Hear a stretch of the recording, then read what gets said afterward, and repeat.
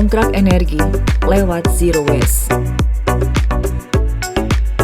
Indonesia saat ini menjadi negara yang memiliki jumlah penduduk terbanyak keempat di dunia, mencapai 264 juta jiwa. Ini tentunya membawa dampak konsekuensi yang tinggi, salah satunya jumlah sampah yang dihasilkan. Perkembangan industri dan teknologi juga dapat membawa dampak negatif, salah satunya menambah volume, jenis, dan karakteristik sampah yang semakin beragam.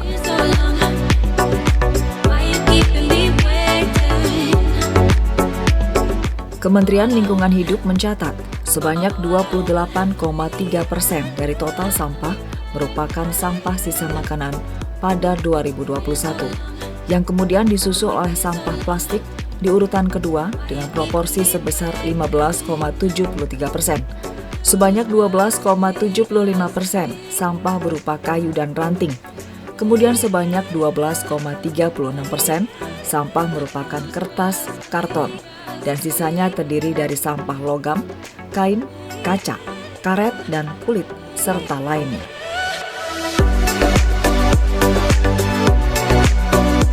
Sampah sisa makanan di Indonesia menjadi permasalahan yang serius.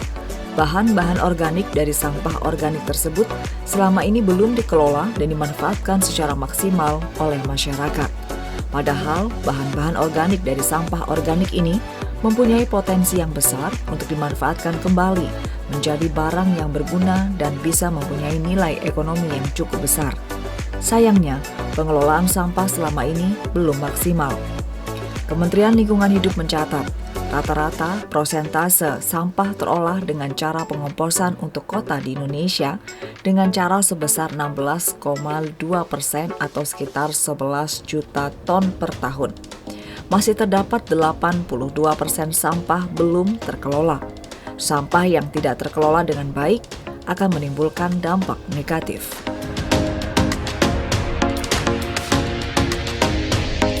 Sebagai sampah terbesar, sisa makanan rumah tangga selama ini hanya dimanfaatkan dengan cara sederhana, yakni pengomposan dengan dibakar atau pengomposan yang akan digunakan sebagai pupuk tanaman. Yang pada akhirnya, cara-cara ini ternyata tidak mampu memaksimalkan penyerapan unsur hara dan memerlukan waktu yang cukup lama.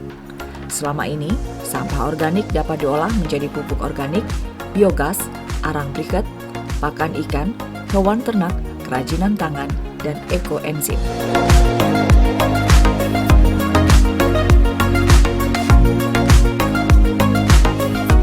Ekoenzim adalah cara untuk mengolah sampah dapur menjadi sesuatu yang bermanfaat. Ekoenzim dibuat dari limbah organik yang difermentasi, seperti buah-buahan dan sayuran. Salah satunya Pokmas Ngudi Tirto Lestari, Desa Sobokerto, Kecamatan Ngemplak, Kabupaten Boyolali, Jawa Tengah. Manfaatnya kan banyak, bagus buat kesehatan, buat di kehidupan rumah tangga kan juga bagus. Maka kita tertarik buat belajar ke Seruni karena kan kita lihat dari manfaatnya, kita dari cuma memanfaatkan limbah.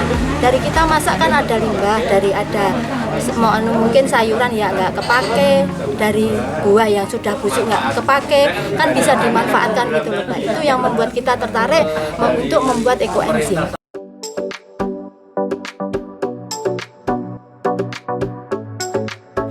Kaldu fermentasi ini nantinya bisa digunakan untuk berbagai keperluan, termasuk pembersih rumah tangga, pupuk, pestisida alami, bahkan kulit.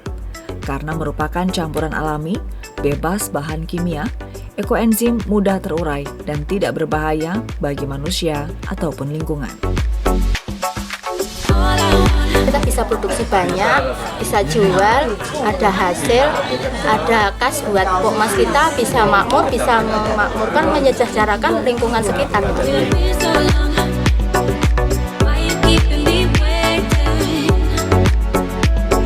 Tak hanya sisa sayur dan buah saja, jelantah yang merupakan minyak sisa penggorengan juga menjadi limbah yang mencemari lingkungan.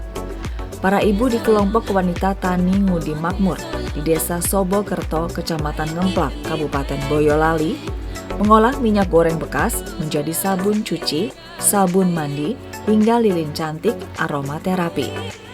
Proses pengolahannya pun terbilang sangat mudah, karena tidak sampai berminggu-minggu hingga bulan. Kalau masyarakat sekitar kan kebanyakan minyak kebanyakan dibuang gitu aja. Kita berinisiatif bikin supaya itu bisa dimanfaatkan, nggak sia-sia. Jadi kita kumpulkan dari masyarakat sekitar juga, dari sedikit itu kan jadi banyak, kita olah jadi bahan ini. Jadi kan nggak dibuang sia-sia lagi, nggak mencemari lingkungan lagi gitu tujuan kami. Itu berapa lama Mbak proses ini? Kurang lebih 2 bulan, baru 2 bulan proses yang minyak jelantahnya baru 2 bulan.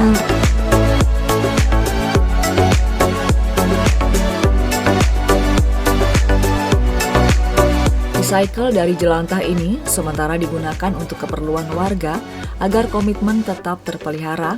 Rencana untuk produksi massal kini sedang disusun.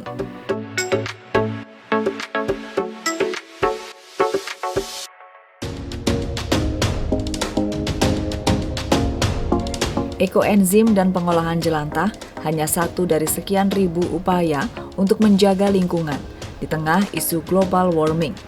Masyarakat tidak bisa sendiri dalam upaya reduce dan recycle limbah. Dan PT Pertamina Depot Pengisian Pesawat Udara Adi Sumarmo ambil bagian dalam pendampingan dan pelatihan di masyarakat. Respon masyarakat di sini tuh sangat bagus dan antusias ya. Artinya kita cuma ibaratnya ngedampingin satu kali, kita edukasi, langsung mereka inisiatifnya tinggi gitu. Apalagi juga pemerintah desanya sangat mendukung. Makanya kenapa saya arahkan ke sini, karena memang potensi di sini tuh bagus, baik dari masyarakatnya, potensi sumber dayanya, juga dukungan dari pemerintahnya. Program CSR di Pertamina mendasarkan pada kajian soal mapping untuk memberikan deskripsi tentang potensi masalah yang dihadapi di desa sasaran. Bahkan Pertamina kini tengah menyiapkan program CSR yang sejalan dengan program Kampung Iklim Kementerian Lingkungan Hidup. Kedepannya kita memang berperan juga dalam program-program pemerintah yang mana memang kita ikut juga kan di tahun ini program Kampung Iklim yang dicanangkan oleh itu program nasional ya, dan di Dinas Lingkungan Hidup Kabupaten Boyolali kan memang didorong juga untuk bisa memunculkan program-program di desa-desa yang baru. Nah, tahun ini kita juga mengikuti program itu karena salah satu rujukannya kegiatan itu adalah kembali ke organik. Kontinuitas menjadi kunci utama dalam program ini.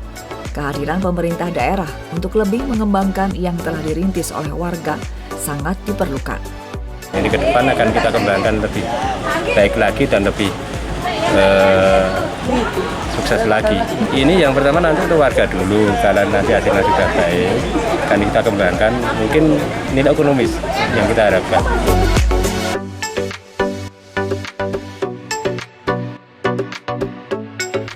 Restu Indah melaporkan.